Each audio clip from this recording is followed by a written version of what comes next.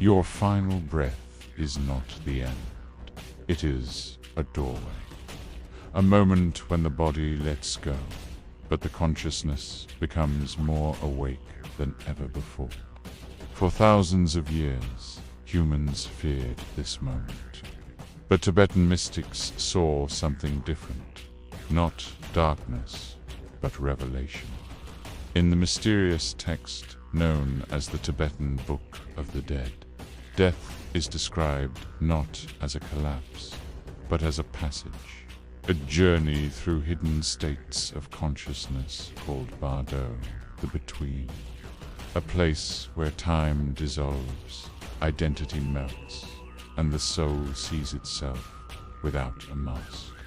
This sacred knowledge was brought to the world by a figure shrouded in myth and power. He was no ordinary monk, but Masambhafa, the lotus-born master, arrived in Tibet with knowledge that defied entire civilizations. He tamed the spirits of the land, merged ancient shamanism with Buddhist wisdom, and revealed a truth few dared to hear. The moment of death is the greatest opportunity for liberation. So what did he teach? What happens in that critical instant? When the body drops away, consciousness is pure, free from fear, free from memory, free from identity. And in that instant, the soul meets the clear light, the true nature of mind, infinite, radiant, boundless. This is the first and most direct chance for awakening, for merging with the source of all existence. But the light is overwhelming.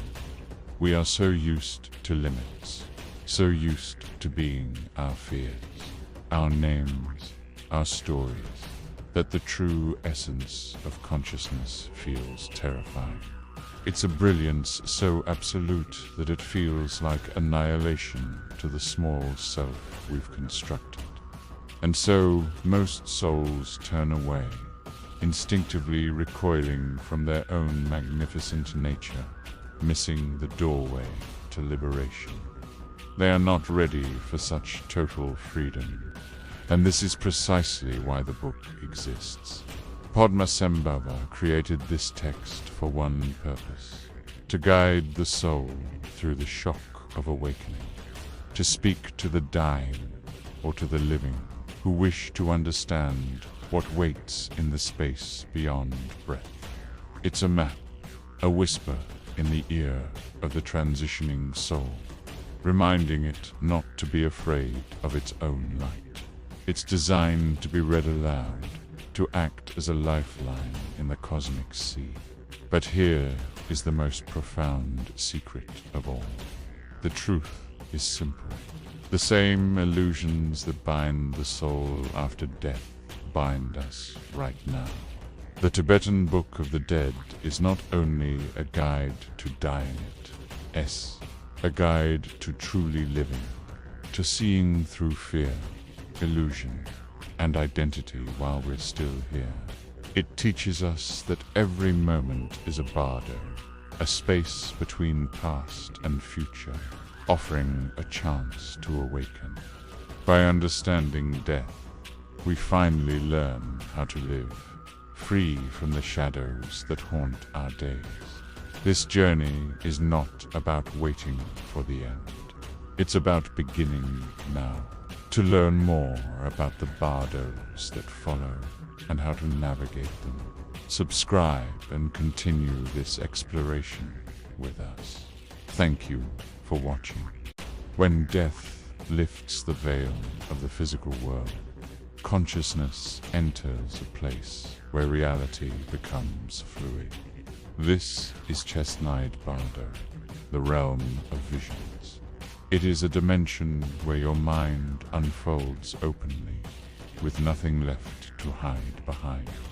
It's a space unbound by physical laws, a canvas where every thought, every feeling, every buried memory paints itself into a hyper-vivid reality.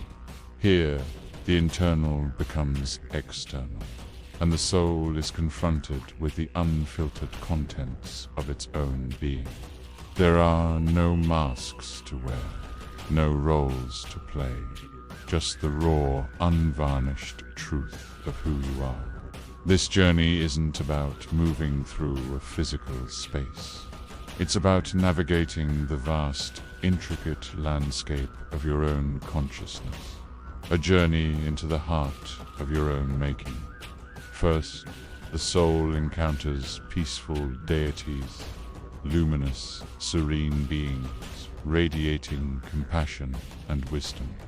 They emerge from golden light, wrapped in glowing halos, their presence an embodiment of pure tranquility. You might see them as Buddhas, as angels, or as divine guides, their forms shimmering with a gentle, inviting warmth. But these are not external gods waiting to pass judgment. They are reflections of your highest nature, the pure qualities of your own mind. They are the love you've given, the kindness you've shared, the moments of clarity and peace you have cultivated throughout your life. They are you, at your most brilliant, at your most enlightened. They are the potential that resides within, now manifested as a guide in this ethereal realm. Recognizing them for what they are, your own inherent goodnesses, the first step toward liberation. But if the soul, still clinging to the illusion of a separate self, cannot recognize these peaceful visions as its own light, fear begins to shift the landscape. The golden radiance fades, replaced by lengthening shadows and a growing sense of unease. The gentle music of the cosmos distorts into a low, dissonant hum. This is the turning point, the moment where the mind's own unresolved conflicts begin to surface. The inability to accept one's own purity and light creates a vacuum, and into this space rush the very things that were suppressed. The visions begin to warp, the peaceful faces contorting, the serene environment darkening. It is a descent, not into an external hell, but deeper into the unlit corners of the self. The choice not made, the light not accepted, becomes the catalyst for the next, more challenging phase of the bardo journey. Then, wrathful deities appear. They are terrifying, overwhelming, powerful. They erupt from the darkness with the clap of thunder and the flash of lightning. Multi-armed figures with fierce faces wreathed in blue and crimson flames, their eyes burning with an intensity that seems to pierce right through you. Their roars shake the very fabric of this mental space.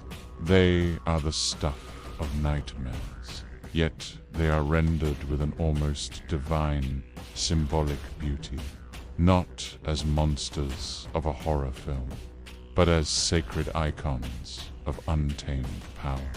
Yet even these beings are not external forces coming to punish or torment you. They are the shadows you never faced.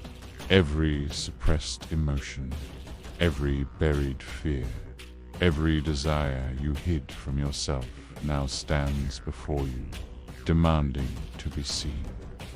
The anger you swallowed, the grief you denied, the passions you judged, they are all here, embodied in these magnificent, terrifying forms.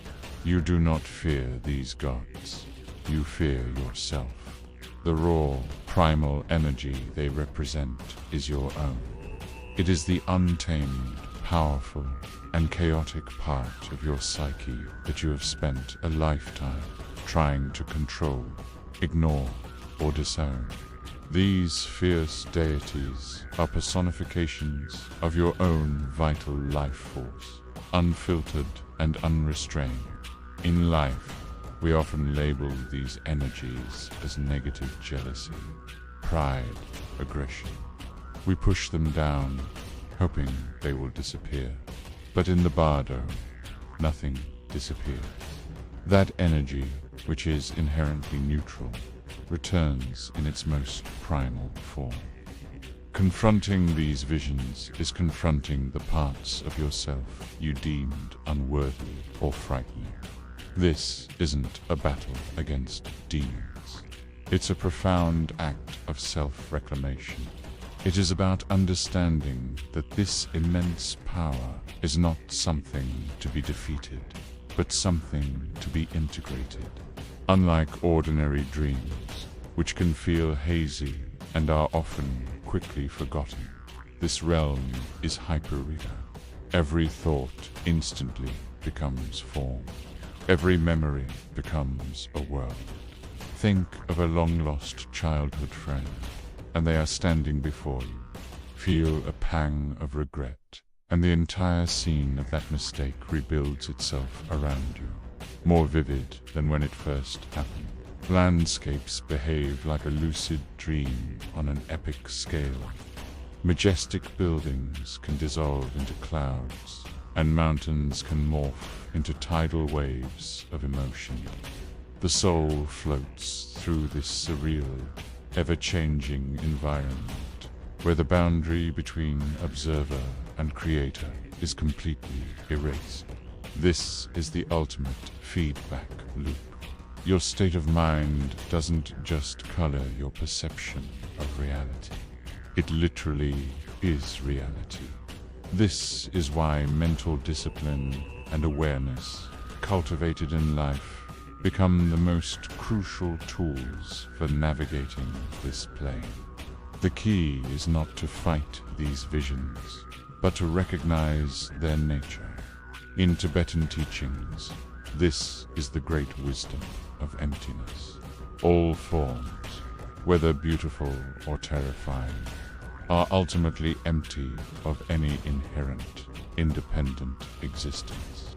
They exist only as projections of the mind. They are like images in a mirror or a rainbow in the sky. They appear real, but they have no substance of their own. Trying to battle the wrathful deities is like trying to fight your own reflection. It's a futile struggle that only generates more fear and more chaotic visions.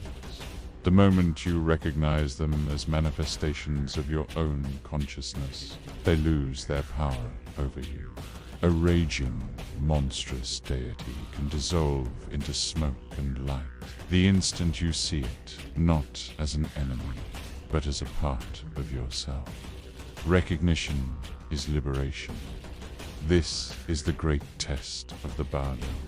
The soul stands before an infinite corridor of visions, a kaleidoscope of all it has ever been, thought and felt. Can you maintain clarity amidst the chaos? Can you remember, in the face of overwhelming beauty or terror, that every form is your own mind? If you can hold this awareness, if you can see through the illusion, you break the cycle. You awaken within the bardo itself, free from the pull of fear and attachment. This awakening is not about escaping the visions, but about seeing them with a clear, non-reactive mind. It is the ultimate act of mindfulness, a realization that brings an end to the frantic journey and reveals a state of pure, luminous peace. The test is not one of strength, but of wisdom. But for most souls, this realm becomes a mirror, perfectly and relentlessly reflecting everything they avoided in life. The unacknowledged fears, the unresolved pains, the attachments they could not release all, are magnified in this space. The journey becomes a storm of their own making, a cycle of being chased by their own shadows, and that mirror, that reflection of their life's inner work, or lack thereof, ultimately decides their fate.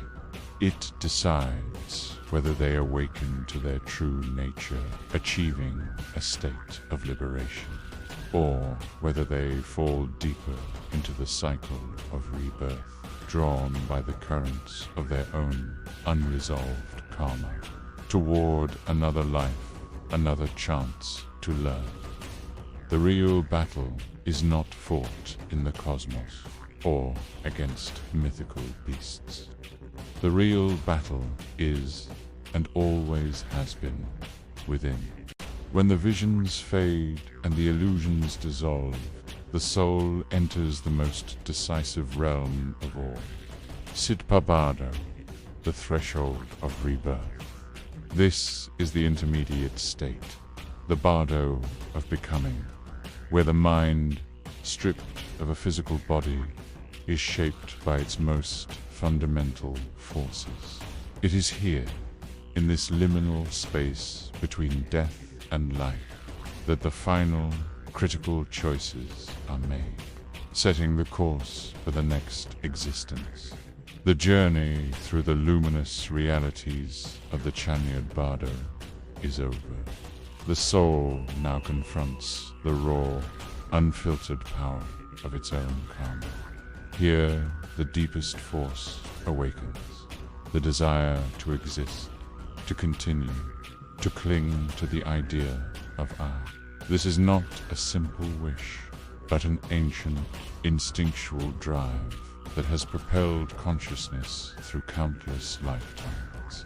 This desire becomes a storm, pushing the soul toward a new life, a new world. Stripped of a physical form, the mind feels a profound and terrifying sense of homelessness, a desperate yearning for a new anchor, a new identity. This raw craving for existence is the engine of rebirth, the powerful current that pulls the soul back into the cycle of becoming. It is this fundamental clinging that shapes our destiny, moment by moment, life by life. Every thought, every intention, every action leaves a mark, a karmic imprint. These imprints are not just memories. They are active, dynamic forces.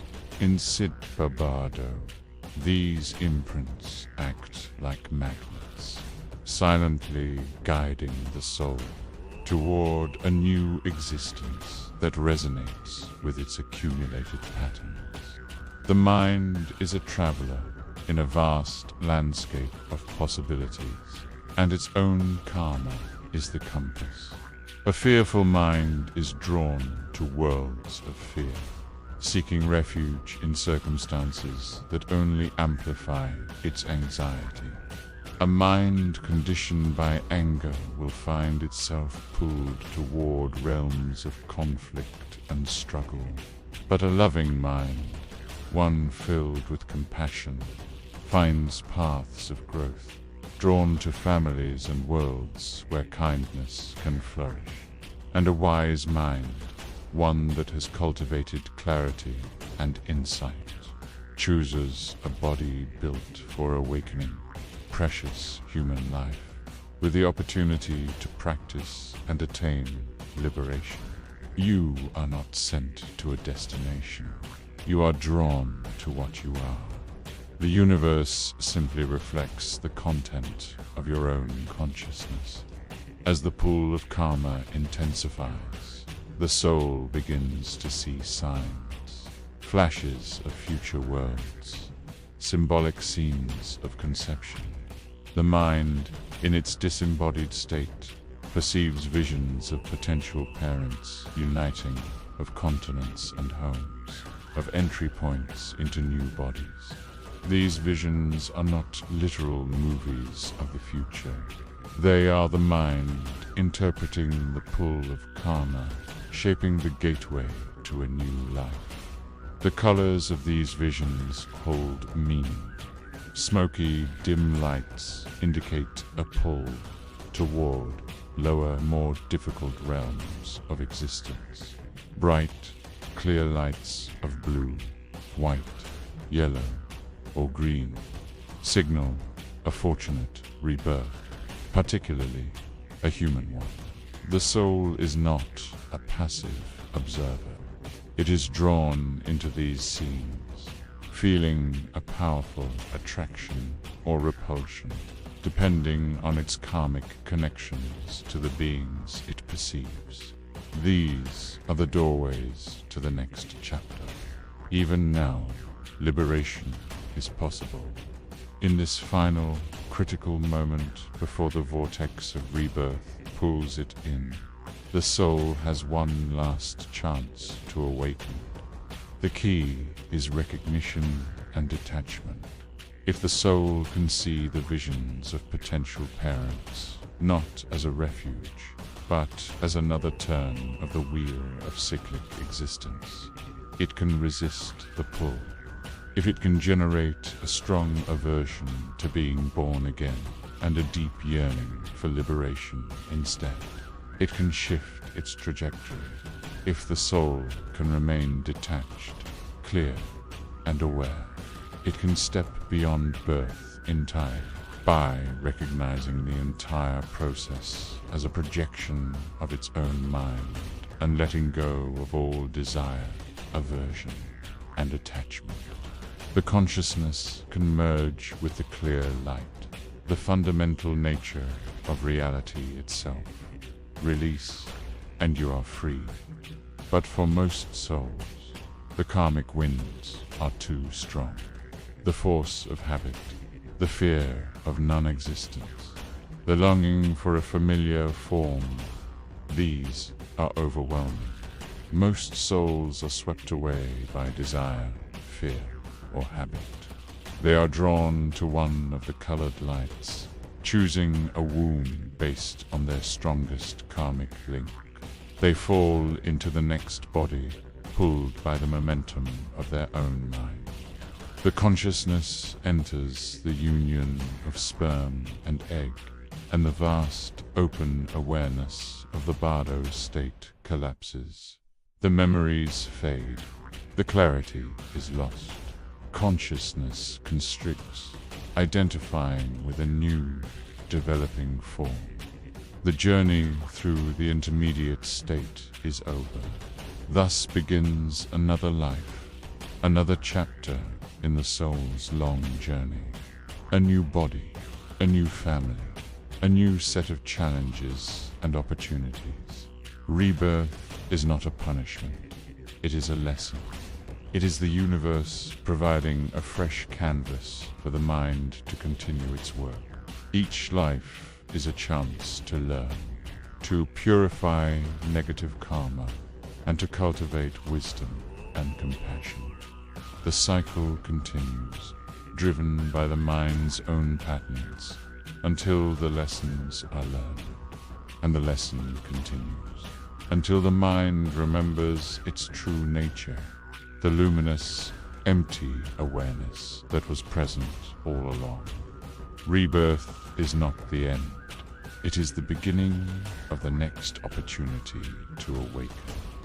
The journey home continues. In Tibetan teachings, every moment is a small death and a small rebirth. Just like the soul moves through bardo, we too move through transitions, endings, beginnings, heartbreaks, awakenings. These are the echoes of the great passage we will one day face. You see, you die a little every day. Every time you fall asleep, you surrender to a temporary darkness. Every morning, you are reborn into the light. This cycle isn't just a metaphor. It's a fundamental rhythm of existence. Our lives are a series of bardos, small transitional states between what was and what will be. The space between jobs, the silence after a difficult conversation, the moment you decide to let go of an old version of yourself. These are all rehearsals for the final journey, teaching us how to navigate the unknown. The wisdom isn't in avoiding these endings, but in learning how to be reborn from them, moment by moment. In Bardo, souls flee from the light of liberation, frightened by their own awakening. We do the same in life. We run from change, from truth, from growth, not because the world is dangerous, but because our fears feel familiar. Fear is the shadow that shapes our reality. It's the voice that whispers, "Stay small, don't risk it, it's safer here." This fear convinces us that the brilliant light of our own potential is a threat, something to be avoided. So we cling to comfort zones, to unhealthy relationships, to jobs that drain our spirit, all because the uncertainty of leaving them feels more terrifying than the certainty of staying. The Book of the Dead shows us that the light we run from is our own true nature. It's the unconditional love and boundless freedom that is our birthright. The shadow isn't an external enemy. It's the part of us that has forgotten how to be free. In the realms of Bardo, peaceful and wrathful deities appear. But they are not gods. They are you, your love, your anger, your unhealed memories. The Book of the Dead reveals that what you meet after death is what you refused to face in life. Your mind projects your entire universe. The demons that chase you are your own unresolved traumas, your guilt, your repressed rage. The beautiful, serene figures that guide you are your own compassion, your wisdom, your moments of pure joy. This is not just a post-mortem experience. It's happening right now. Be the difficult people in your life, the frustrating situations, the anxieties that keep you up at night. They are all projections. They are your inner gods and demons, manifesting externally, begging to be seen, to be understood, and to be integrated. To heal the world, you must first face the universe within. In the final Bardo, the soul chooses a new life knot, with logic, but with its deepest patterns. Fear attracts fear. Desire attracts desire. Clarity attracts freedom. Just as in life, we choose partners, careers, and futures, not always with conscious free will, but with the stories we haven't healed. We are reborn into our habits. Think about it. Why do we repeat the same mistakes in relationships? Why do we find ourselves in similar jobs with the same underlying problems? It's because our subconscious is driving the choice, drawn magnetically toward what is familiar, not what is healthy. The soul, stripped of ego, is pulled by the powerful currents of its own karma, the accumulated momentum of its thoughts, words, and actions. This isn't a punishment. It's a law of nature, like gravity. To change your destiny, you must change your patterns. You must heal the old stories so you can begin to write a new one. The Book of the Dead is not really about dying. It is a guide for the living. It teaches us that every fear is a projection. Every pain is a mirror. Every moment is a portal and liberation. It begins the moment you stop running from yourself. This ancient text is a profound psychological map, showing us that freedom is not something to be earned or found in a distant future or a heavenly realm. It is a decision available to us in this very moment. Liberation is recognizing the dreamlike nature of reality. It's understanding that the monsters you see are your own shadows, and the light you seek is your own awareness. The entire spiritual journey is about turning inward and realizing that the power to create your heaven or your hell resides within you. It's a radical act of taking responsibility for your own mind. If everything is a reflection of your mind, then nothing can enslave you. Not death, not fate, not fear. The journey through Bardo is the journey back to yourself. It's the ultimate homecoming. When you understand that the world is a mirror, you stop blaming it for what you see. Instead, you begin to polish the mirror your own consciousness. You learn to embrace your shadows, to transform your anger into passion, your fear into courage. This is the great secret. You are not a victim of circumstance. You are the dreamer of the dream, and you can wake up, begin again. The journey doesn't end with death. It simply changes form. And the practice for that final journey begins right now with your next breath. Open your eyes. See the light. It was always you. If you're still here watching my videos, I want to say something simple. Thank you. In a world of endless noise and distractions, the fact that you choose to spend your time here means more than you can imagine. It means you're one of those rare people who wants to go deeper, question reality, and look inside yourself, not just outside. I'm honestly happy that there are people who share these interests, these questions, this search for meaning.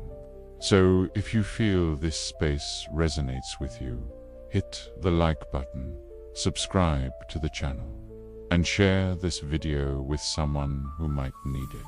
Your support helps this content reach more people who are also quietly searching. Thank you for being here, really.